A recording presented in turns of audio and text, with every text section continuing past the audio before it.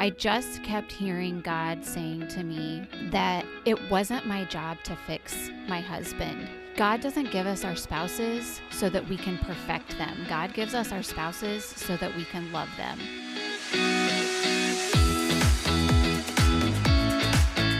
Welcome back to the Tried and Truly podcast. It's a new year, and Lori and I are thrilled to welcome our friend Lindsey Price to the show.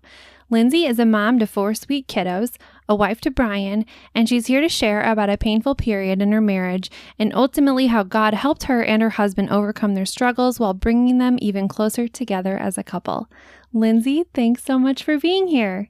Well, thank you for having me. Well, anyone that has been married knows that it is not easy. The sum of 2 imperfect people does not equal a perfect relationship.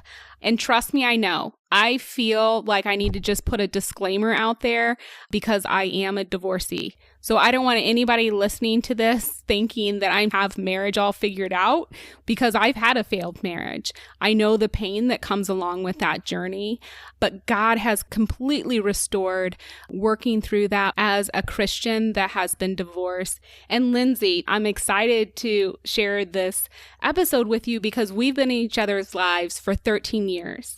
And we've definitely experienced some difficult days together. And I'm just so proud of both of you and Brian, and the way you have overcome the obstacles. And you guys are literally childhood sweethearts. I mean, you met in grade school, right? Or was it junior high? Right. Okay. No, we met the summer I was 10 and Brian was 11. So we've known each other for 27 years. I grew up in a small town, and Brian moved out there right before he went to 6th grade, and I met him. He was my brother's friend, and I had this huge crush on him. So, and I still say that, like I've had a crush on him the whole time. My junior year of high school, I went to another school just a few minutes from where I grew up.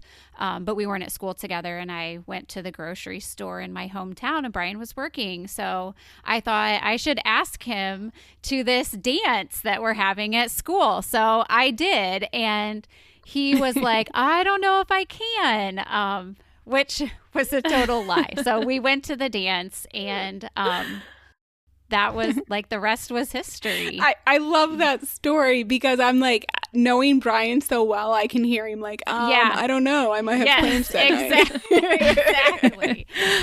Okay, so Lindsey, I know you've said many times that you have learned so much through your marriage struggles, both about yourself and about you and Brian as a couple. So what do you want to share with us about some of the things that God has taught you?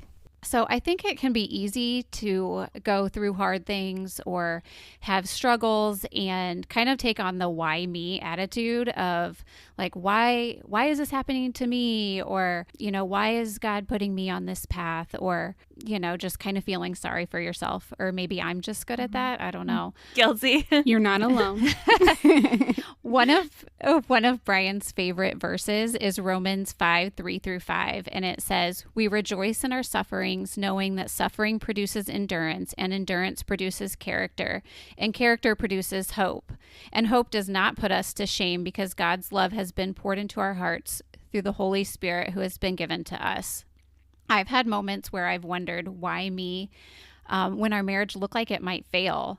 I don't believe that God gives us painful circumstances because he likes to see us hurt or in pain, but I think he allows us to go through hard things and hard journeys and hard circumstances so that we can learn to rely on him. I have often heard people say God will not give you more than you can handle, and I just don't feel like that's true, because he has to give us more than we can handle on our own, or we never rely on him. So the times that we have struggled the hardest and just been at our lowest and our darkest places in our marriage or personally, those are the times when we have grown the most and learned the most about each other and grown the most in our faith.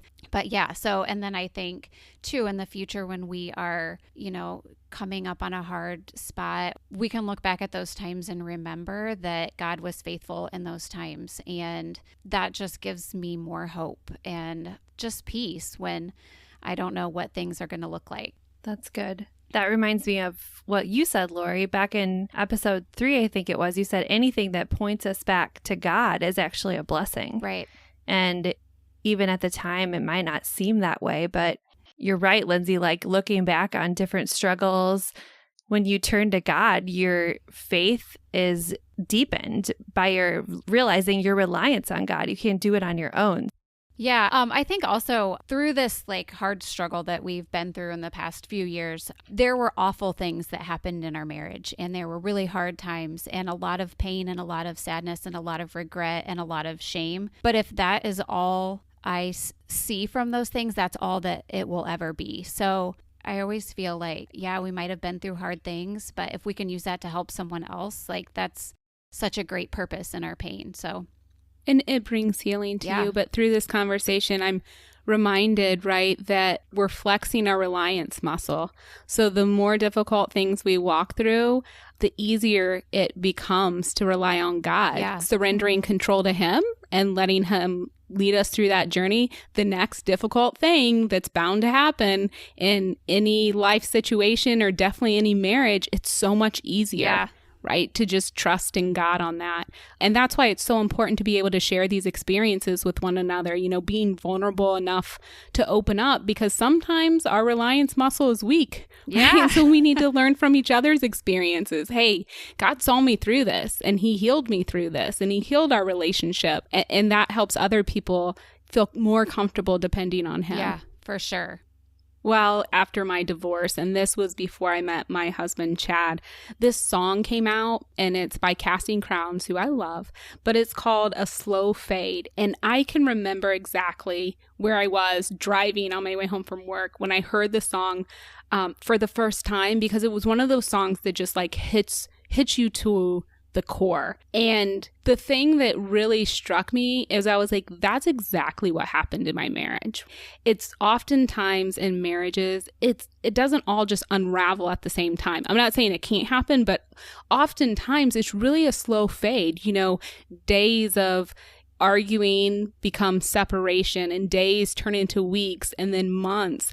And then before you know it, there's so much distance, emotional separation between you and your spouse, that when you finally realize that this separation has taken hold in your heart and in your marriage, sometimes it feels like there's just no longer any hope, or maybe like there's nothing left worth fighting for.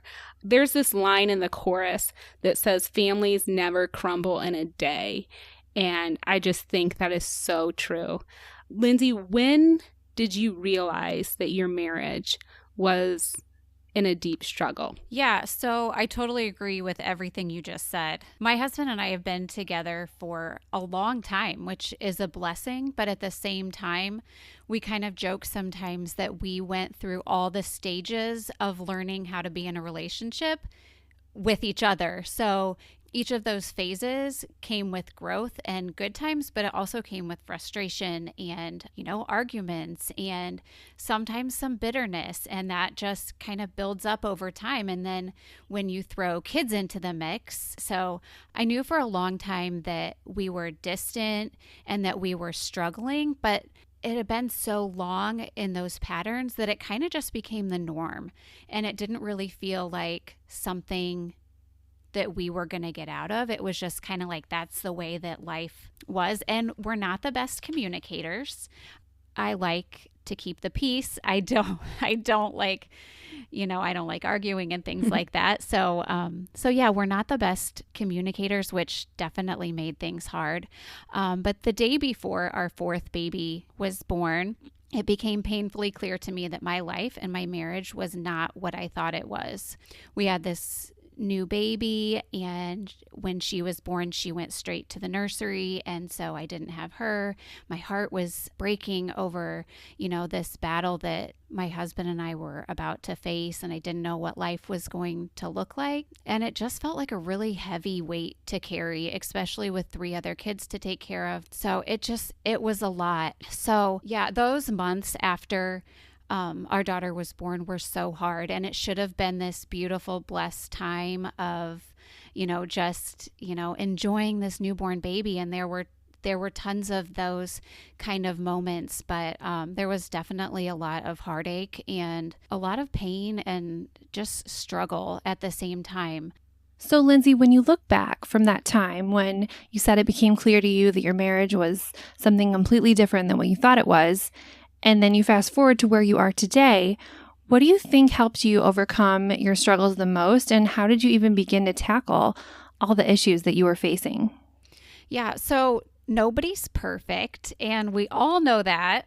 We all know that about ourselves, but it can be really hard to admit that we're just not okay sometimes. I always say that, when people ask, like, where do you see God most in your life? And I definitely see God through the people that we're blessed to share life with. They were bringing us meals and coming over to hold the baby and just to give me a hug or, to love on our older kids. So that's making me realize that you shouldn't underestimate your impact. Just show up and love people. It sounds so easy, but it's not always easy, but it just makes a huge impact. Well, and like you shared, the people coming over to bring food, they were doing that because you just had a baby, on the outside. Yeah. What they saw was a perfect marriage with 4 beautiful kids. But what they didn't realize was the power of what they were doing, because there was an underlying need that was greater than really what you were able to cope with on your own or what they would have even known. Yeah. And so it's like God uses everyone to do his work, regardless if we realize how big it is or not. For sure.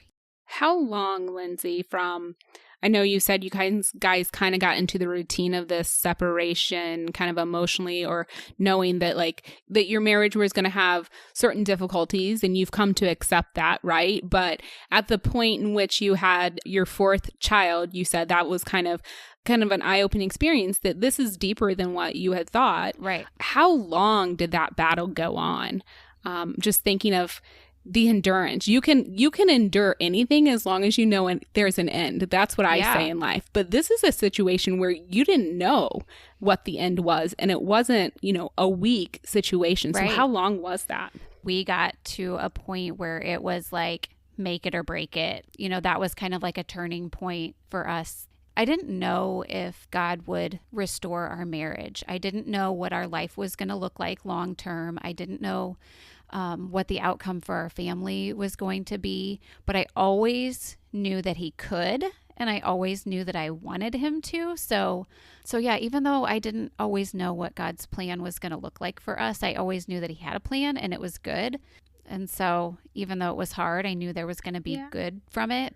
I'm going to keep pushing on that one, Lindsey, because I know when I was in a failing marriage, I really lost the energy to fight for it. And at the time, I believed in God, but I wasn't in an active relationship with Jesus. And to be completely honest, I didn't think that God could fix or would fix our marriage.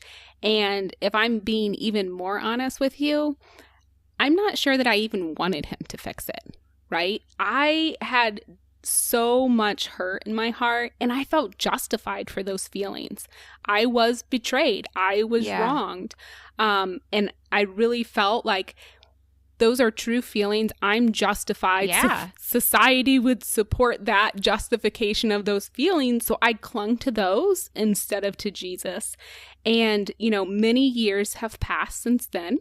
Many life experiences later. And so I have a deeper understanding of God's love and what is important with forgiveness. And honestly, I understand the wrongs that were on both sides of that relationship. And that has taken me a lot of growth to realize that. But as I journeyed with you and Brian, from day one, Lindsey, I watched you fight for your marriage. And I do not know how you had the strength and the emotional endurance to continue fighting for your marriage the way you did. And I really want to know, where did that strength come from? Okay, well, first of all, I sometimes have no idea how I pulled that off. That's totally a God thing. I couldn't have mustered up all that strength by myself. But something that you said to me when I just felt like I was broken and my heart was shattered, and I just didn't know what to do. And I remember telling you, like, I feel like I'm so weak. And you said, well, you're not. You're so strong. You just can't see it because you're seeing it from the other side. I will never forget you saying that to me, because at the time I didn't see me being strong. I felt like I just couldn't get it together. So I think about times that I have read the Bible and I've heard, the stories of God speaking to people. And I'm sure you guys have had this too, where you're just going through something and you just want God, like, can't you just say to me what I'm supposed to do, or, how this is going to turn out, or just tell me that it's going to be okay. So sometimes we just want God to speak to us. But I think that God does talk to us all the time. We just have to be quiet enough to listen. And for me, that's really hard. I have a hard time being quiet enough to hear what God is saying to me. But in this intense, traumatic turmoil that our marriage was going through, I just kept hearing God saying to me that it wasn't my job to fix my husband. God doesn't give us our spouses so that we can perfect them. God gives us our spouses so that we can love them. When we make mistakes or we're sinning, we know what we're doing is wrong. We don't need someone to beat that into us and keep reminding us that, we're wrong. We already know that. So my husband didn't need to feel any shame or punishment from me. I just needed to love him. Mm-hmm. I want to go back to what you said, Lori, about you felt wronged. Like I think as humans, we all feel wronged. We can demand apologies from people and demand forgiveness, but we have to be able to forgive people even if they're not ready to say, I'm sorry. And the Bible tells us over and over again to forgive others as God has forgiven us. If we want to be forgiven by God, we need to forgive others. Personally, for me, that can be hard, like you have feelings of anger, bitterness, and you feel justified in those feelings. So what advice would you give to someone who maybe that forgiveness doesn't come as easy?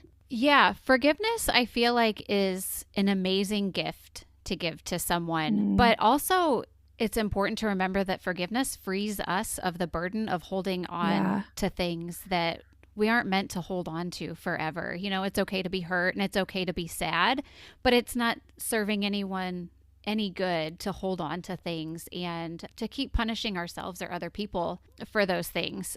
The wise Lisa Turkhurst, who is my favorite author, has said, reconciliation takes two people, and for some people, that's not a choice they're given. But redemption is simply standing before the Lord and saying, God, this is not what I wanted. This is not the way I thought my life would be, but I'm going to hand it over to you, and I'm going to walk this path. This battle that we were facing looked so different than any other thing in our marriage that we'd ever faced. And God doesn't put limits on his forgiveness. If we make a mistake, we just have to ask for forgiveness. And then we're given that so freely. So I needed to remember that with my husband, that if he wanted forgiveness, that I needed to be open to that. And sometimes I needed to give it when he didn't want it yet for myself. Okay, so obviously we know it's no light switch, right? Relationships don't fix themselves overnight. And kind of what was the turning point? Like, what took place between you and Brian or individually that just changed the trajectory of your relationship to be on the healing path? The journey to restoring our marriage has not been easy. Brian and I are both pretty stubborn. We like to have our way. We like to be right. But we really just had to let go of ourselves and what we thought we deserved or what we thought was owed to us by the other person, and put each other first. And that is really hard to do, especially when you're hurting or, when you feel like the other person has done, something wrong to you. But we both contributed to this bad part in our marriage. We both, made mistakes. We both, had our own sin and struggles. So one of the things that we really had to work on was communicating, because neither one of us are good are good with that. So we really had to learn how to communicate with each other, and we had to learn how to talk to each other, but then we also had to learn how to hear each other without getting defensive or without, I'm kind of guilty of just waiting for my turn to get my jab in and say my piece. You store it up all day, right? You come up with it, store it up all day, and then you come home from work.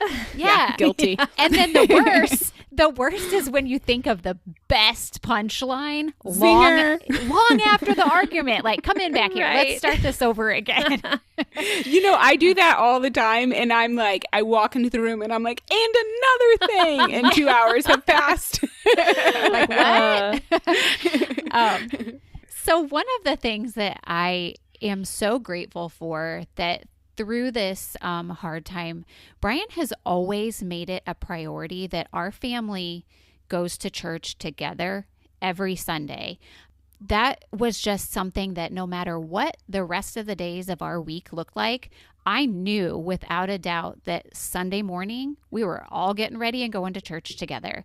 And that has made such an impact just like on my heart to know that he valued that and that was a priority to him. And I think that, speaks to our kids that no matter what is going on in our lives, God is important and church is important. So I think I'll always be grateful that he puts that focus on making sure that that's something that we do every week. So you said you guys had to learn how to communicate better. How did you do that? I mean, was it trial and error? Did you get a good book on Amazon? Like, how did you learn to communicate better? I think, for me, I just try to do the opposite of what I would normally do, right?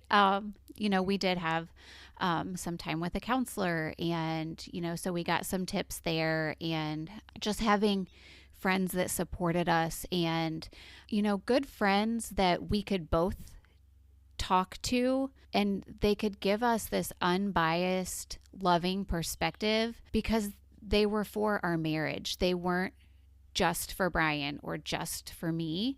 They really wanted to see our marriage work. So I think we got a lot of good encouragement about communicating from other people, and probably some of that great advice comes from other people learning from, bad communication habits. So I think that's an important issue is the people that are in your life that are speaking truth or not into your lives, especially in this situation. Because I know when I was going through my divorce, I could find a lot of people that would take my side, be in my corner. Yeah. And it's your family. It's your friends. It's people that love you deeply. And it was really easy for them to do that. And they did it with the best of intentions. They did it out of love and support. But as a Christian friend that walked with you and Brian, I mean, it took a lot of intentional effort to not just pray for you as individuals and for your marriage, but to pray for myself and for other friends that are in your life because, obviously we see people we care about hurting and we're human. It feels natural to take sides, right? And we have to specifically pray that God removes our feelings from the mix because our job is to love you and our job is to not say who's right or wrong, but our job is to continue to press the fact that God will restore this marriage. And all you have to do is trust that and put in the energy and the effort to lean on him. And I think as Christians trying to hold each other accountable, we have to. But the way we do that is by seeking God before we open our mouths and give advice. I think too, knowing how much you loved God, I knew that even if you had to tell me I was wrong or, what I was thinking maybe wasn't right, I knew that was coming from such a place of love that it made it so easy to, kind of receive that. So I think it definitely makes a difference when you know where the person is coming from. I knew that the advice that I would get would be based in your faith. So, Lindsey, one of the things you talked about many times with us is that you've done a lot of work inwardly. Like you said, it wasn't your job to fix Brian. It was your job to love him. And in the process, you were able to kind of work through issues that maybe you were having. And it reminds me of Matthew 7, where Jesus asks, Why do you see the speck that is in your brother's eye, but do not notice the log in your own? First, take the log out of your own eye, and then you will see clearly to take the speck out of your brother's eye. And I know I do that so many times. It's so easy to see other people's flaws. What did that look like for you? Yeah. So when our marriage hit this, rock bottom place where it was like, we're either going to make it or we're not, I had to face the fact that I can't control anyone else's actions, thoughts, words, but I can control how I respond to other people. And I can either fill my heart with anger and bitterness, or I can choose grace and forgiveness. So in church, before we do communion, we usually have a few minutes where we can reflect or pray. And for a long time, I would pray every week that God would fix my husband, that he would, change the way he behaved and, make him look like what I wanted. But then slowly over time, I started to pray for God to change my heart and to make me open to what God wanted for our marriage, and really just to open my heart and to just give me a heart of forgiveness and not resentment and bitterness, so that we could fix our marriage. Because if my heart and my mind weren't open to change or forgiveness, then it wasn't going to work. And then ultimately, when things got really bad, I just started to pray that I would not lose this love that I had for my husband, because I knew if I could keep that alive and just keep remembering how much I loved him, that we could get through it. So when I kind of let go of the control and let God take over what our marriage was going to look like, the work that he did in my husband and the man that he gave back to me is incredible. When we were doing a recent Bible study, someone said, one of the questions was, what's the most beautiful thing you've ever seen? And, there's easy answers like my kids being born, beaches, the sunrise out our bedroom window is like one of my favorite things. Those are all things that are in my life, and I think they're beautiful. But my answer to that question was the change that I've seen in my husband and the ways that God has worked in his heart. It just blows me away. It is my biggest blessing that I've got to witness that, all that change and all that growth that just changed who he was and brought us back together. I love that. And God's word is so powerful, and it can soften the hardest hearts and heal the deepest wounds clearly. So you and Brian both worked very hard, right? It wasn't one or the other. It was both of you invested, worked very hard to just trust God in your marriage and surrender individual sins over to him. You said that, but you each suffered in different ways.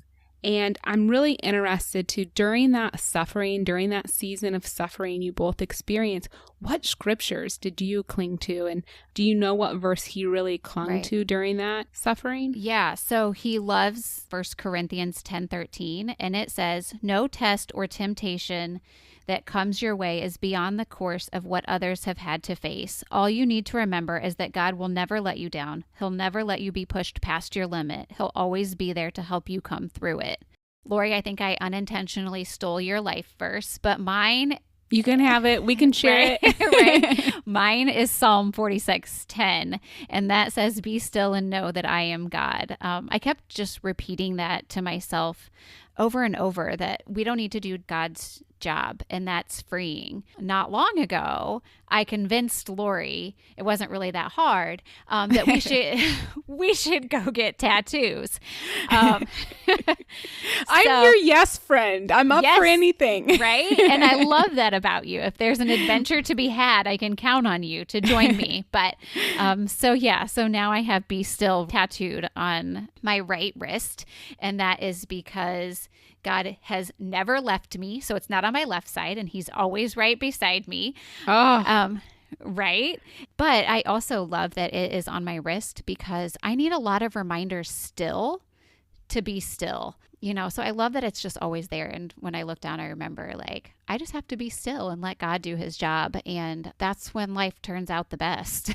Right. When we relinquish control. Yeah. Which is so hard to do.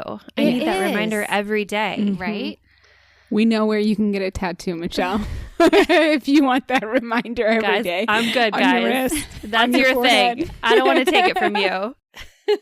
Well, Lindsey, this has been so much fun, and I'm so proud of the journey you guys have walked through and how you've come out stronger. And I've learned so much about love and perseverance by watching you guys. So thank you so much for joining us and sharing your story with us.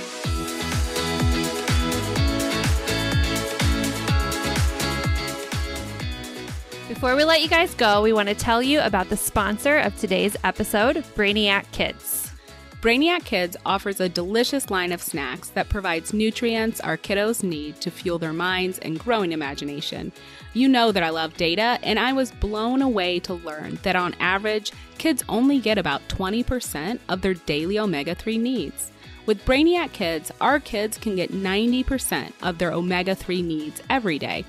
So you can check out their website at brainiackids.com to order online or locate your nearest grocery carrier on their store locator. And when ordering online, use our special promo code Tried and Truly, all one word, to get 20% off your next order. Thank you again for listening to this episode of the Tried and Truly podcast.